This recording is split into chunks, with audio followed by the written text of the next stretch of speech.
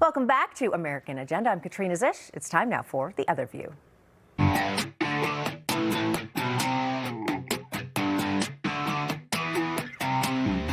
Assistant Attorney General for Civil Rights, Harmeet Dillon, taking aim at the new mayor of New York City, one Zohran Mamdani, warning his administration against anti-white discrimination, writing, quote, "New York, consider this your official notice from the Justice Department. We will not tolerate discrimination based on skin color. It is illegal. The DOJ Civil Rights Division is paying very close attention." That warning apparently in response to newly surfaced anti-white comments made by Mamdani's newly appointed executive director of the mayor's office to protect tenants, Cea Weaver. Now, the scrutiny comes after it was revealed that while Weaver has denounced homeownership and condemned so-called gentrifiers, her own mother owns a $1.6 million home in Tennessee. Weaver has also publicly complained about gentrification in her own Crown Heights neighborhood, blaming landlords and bankers for rising property values while never acknowledging her own role in moving into one of the most rapidly gentrifying communities in New York City. She did choose where she lives. And the controversy doesn't end there.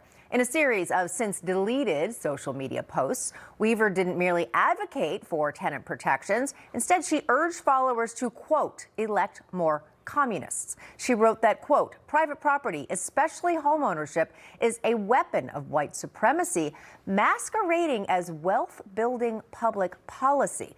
She posted that we should, quote, impoverish the white middle class and label homeownership itself racist. Her rhetoric grew even more extreme. Weaver once said she would endorse a, quote, no more white men in office platform, and in another post expressed that, quote, all white men who take credit for the work of women of color would one day burn.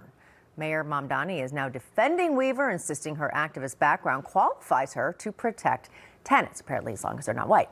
Weaver now says some of those things she said are, quote, regretful, but she did not specify which of those statements she wishes she could take back, or maybe she wishes she just never said it out loud. Weaver was confronted by the press outside her Crown Heights apartment yesterday, and when pressed on her own rhetoric and personal background, well, she just broke down in tears. She retreated back inside her house and occasionally was peeking out her window right near her Free Palestine poster to see if reporters were still there. All right, let's bring it to the couch. Here with me on set, former New York Congresswoman Nan Hayworth, litigator Rose Woodland, and independent journalist Savannah Raven. Wow, those are a lot of statements. It's not like there's just one and we're jumping to conclusions. I mean, it's pretty clear what her POV is there.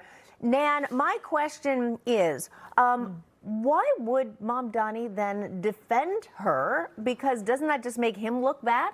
Well, he has the same views, the precise same views, and that's why they are kindred spirits. And I think he is one of those people, and I think she has been too, who fear no consequences. Because up until now, they've been entirely indulged and coddled.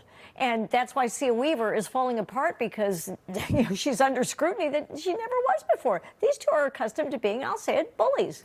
And now, they're going to reap the rewards. They're bullies. She's talking about being racist, but how is she not racist towards the group of people she says shouldn't own homes? Precisely. We should burn people. This is terrible behavior. Someone who's going to lead our government and help others, it doesn't sound like she's helping others. It's sounding like she only wants to help a specified class, and that is illegal in this country. Yes, this is typical behavior from a socialist, right?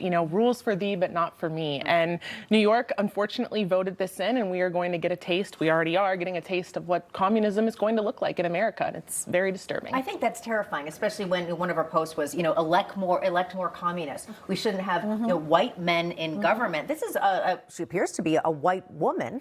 I'm trying to piece it together. Like, what is motivating what sounds to me to be completely almost like unhinged behavior and commentary? Well, she has something that a lot of folks would refer to as a white savior complex, which is inherently demeaning to people of other races and to other Americans. Because she's going to save them. She's going to save people. And that is the source of her self-esteem. And unfortunately, in this country, we have a Constitution that declares all equal, and she has to follow those rules. If she wants different rules, then she could go to a socialist or communist country. But here in America, we have a democracy based on our Constitution, and what she is saying is not legal. Right, and I get that a lot when I'm out on the street interviewing these white